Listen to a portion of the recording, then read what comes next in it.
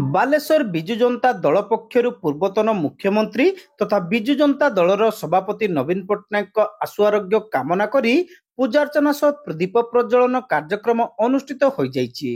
Shri Patnaik cervical arthritis ରୋଗ ନିର୍ମିତ ଚିକିତ୍ସା ମୁମ୍ବାଇର କୋକିଲାବେନ ହମ୍ବାନୀ ହସ୍ପିଟାଲରେ ଅସ୍ତ୍ରୋପଚାର କରାଯାଇଛି।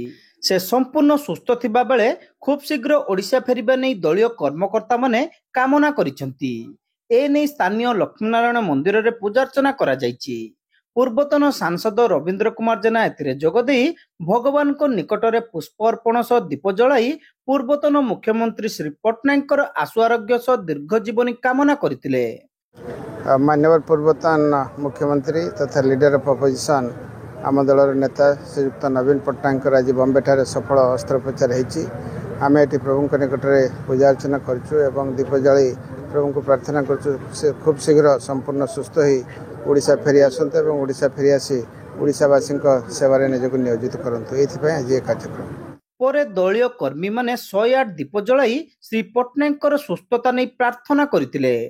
बालेश्वर जिला परिषद सभापति नारायण प्रधान, पौराध्यक्षा सविता साहू, सदर ब्लॉक अध्यक्षा सुनीता बेहेरा, बालेश्वर भद्रक केंद्र समवाय बैंक सभापति Ganesh Mahapatra, Baleshwar urban cooperative bank सभापति सूर्यकांत कर, जिला परिषद सदस्य गिरीश दत्त और संजय सेठी, पूर्वतन पौरपाल आलोक साहू, बीजेडी जिला वरिष्ठ उपसभापति बरोदा प्रसन्न पट्टनायक, काउंसिलर संजीव दास, रंजिता महापात्र, प्रीतिलता सेठी, सलीमा बीबी, राधाकृष्ण दास, छात्र बीजेडी जिला सभापति सिमन दास महापात्र, युव नेता भागवत साहू, असित दास, साइरुल हक, इंतकाब अली खां, श्रमिक नेता शांतनु दास प्रमुख एथिरे जोग देइतिले।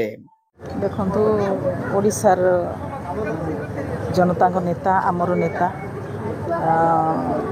बिजू नवीन बाबूंकर स्वास्थ्य पाई आमे तांको भगवान पाखरे तांकर स्वास्थ्य पाई भगवान पाखे तांको आरोग्य कामना करूछु। जल्दी से फेरी आसंतु एवं आसिकरी सारा ओडिशार लोकंकर जो हृदय से अच्छी वर्तमान सुधा समस्ते तांको आरोग्य कामना पाई समस्ते प्रति जगार तांको कार्यक्रम अनुष्ठित होउछि केवल तांकर स्वास्थ्य पाई। तेणु से जल्दी भल होइकि समस्त सेवारे निश्चित रुहतु एवं ये कहबी भगवान जल्दी भल करके पठे।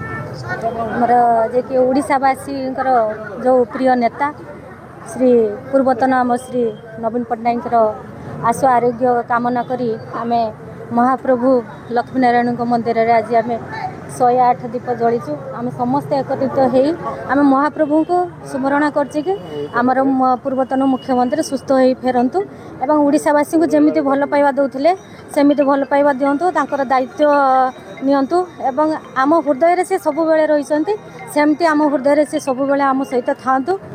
नवीन बाबू गत 20 तारिख में बॉम्बे जाइछन्ती ऑपरेशन होवाई। आज ऑपरेशन सक्सेसफुली जगन्नाथ दयारु हो जाइछि। तांकर आशु आरोग्य कामना करी आमे एठी 108टी बत्ती जालिलु एवं तांकर तुरंत से भल होइकि ओडिशा को फेरंतु ओडिशावासी सेवा करंतु। एथिपई आमर एटा एठी लक्ष्मीनारायण मंदिर लक्ष्मीनारायण पाखरे आमर एति प्रार्थना। आज आम पूर्वतन मुख्यमंत्री श्रीयुक्त नवीन पट्टनायक सफल चिकित्सा और तांकर आशु आरोग्य जे संपूर्ण सुस्थ होगी जल्दी ओडिशावासी फेरंतु एवं ओडिशावासी जो सेवा करते पुनर्बार से भली सेवा करंतु। आज आम बिजु जनता दल सब परिवार समस्त पूजा अन्यमानक मध्यरे आश्रिता तरेश, जयंती दत्त, मिनती सेठी, रजी पट्टनायक, शक्तिपद राय, अनिरुद्ध दास प्रमुखों समेत दलर संख्याधिक कर्मी उपस्थित रही दीप प्रज्वलन करी पूर्वतन मुख्यमंत्री श्री पट्टनायक आशु आरोग्य कामना करथिले।